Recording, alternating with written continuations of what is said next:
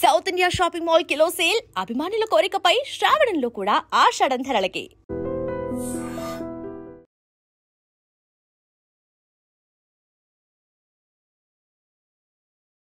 మానవత్వం ఉన్న ప్రతి ఒక్కరిని కలిచివేసే సంఘటన ఇది. ఎందుకంటే నేను చెప్పబోయే ఇన్సిడెంట్ కేవలం 13 సంవత్సరాల 8వ తరగతి చదువుతున్న బెంగళూరుకి సంబంధించిన బాలుడు నిశ్చిత్కి సంబంధించి.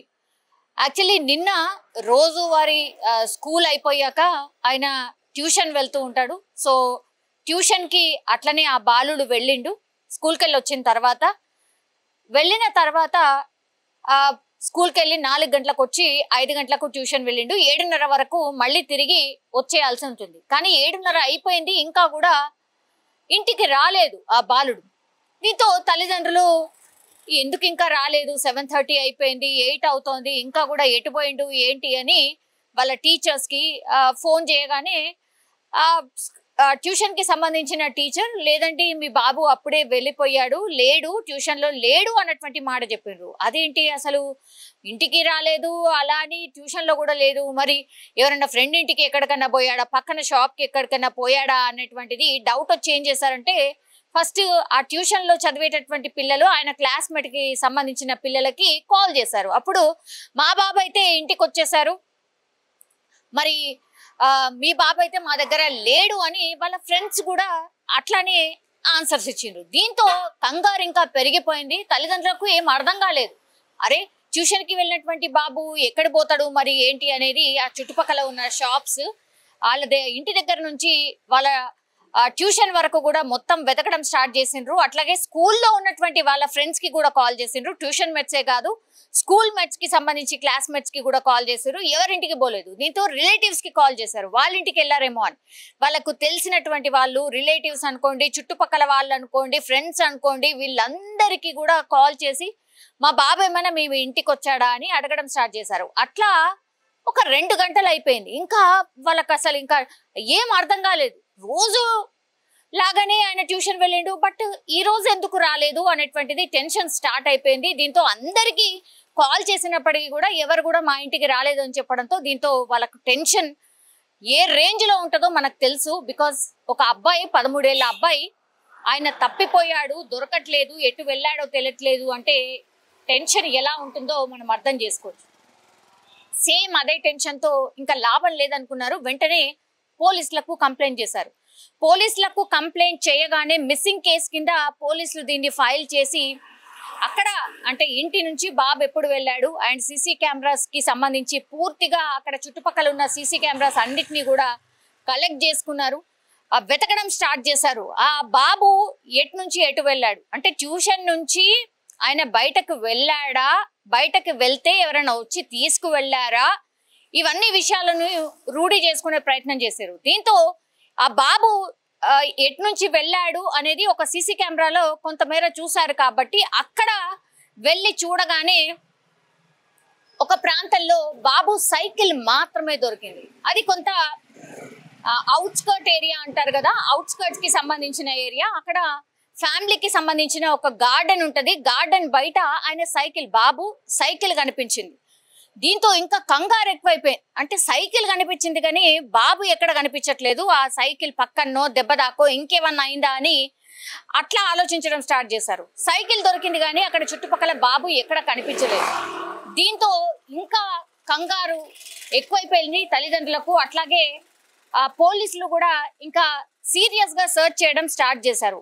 ఆ గార్డెన్ దగ్గర కనిపించింది కాబట్టి ఆ గార్డెన్ దగ్గర ఏమన్నా ఉన్నారా, గార్డెన్ లోపల ఆడుకోవడానికి వెళ్ళాడా, అవన్నీ కూడా వెతికారు. అక్కడ కూడా ఎక్కడా లేదు. దీంతో పూర్తి స్థాయిలో వెతకడం స్టార్ట్ చేశారు.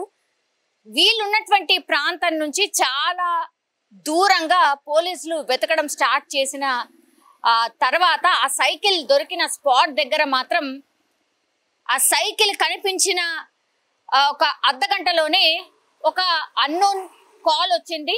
ఈ పేరెంట్స్కి, నిశ్చిత్ వాళ్ళ పేరెంట్స్కి అన్నోన్ కాల్ వచ్చింది. ఇట్లా మేము మీ బాబుని కిడ్నాప్ చేశాం, మీరు 5 లక్షలు ఇస్తే కానీ మీ బాబును వదిలిపెట్టము అని. దీంతో వెంటనే ఈ కాల్ వచ్చినట్టుగా పోలీసులకు ఇన్ఫర్మేషన్ ఇవ్వడం, ఆ కాల్ ఎవరు చేశారు ఏంటి అనేది కూడా ట్రేస్ చేయడం స్టార్ట్ చేశారు. ఎక్కడి నుంచి వచ్చింది, ఏ ఏరియా పాయింట్ అవుట్ అయింది, ఏ లొకేషన్ చూపిస్తుంది అని పూర్తిగా వెతకడం స్టార్ట్ చేశారు. దీంతో ఈ బాబు ఉన్నటువంటి ప్లేస్ నుంచి చాలా దూరంగా అవుట్స్కర్ట్స్ లో బాబుకి సంబంధించిన అంటే ఎక్కడి నుంచి అయితే కాల్ వచ్చిందో అక్కడ వెళ్ళి చూసేసరికి పాపం పూర్తిగా నిశ్చిత్ కాలిపోయిన స్థితిలో ఆ బాబు మృతదేహాన్ని కనుగొనడం జరిగింది.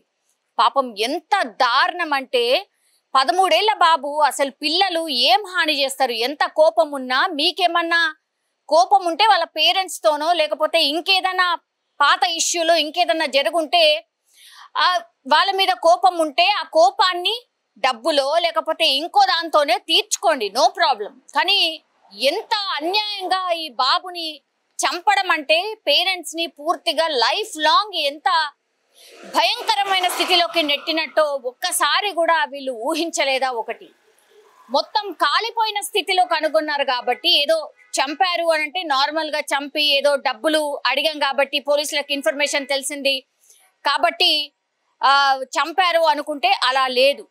అత్యంత క్రూరంగా దారుణంగా కాల్చి చంపారు అంటే ఓన్లీ వీళ్ళు డబ్బుల కోసం కాదు, ఇంకేదో రీజన్ తోని ఈ బాబును చంపినట్టుగా పోలీసులు అయితే అనుమానిస్తున్నారు.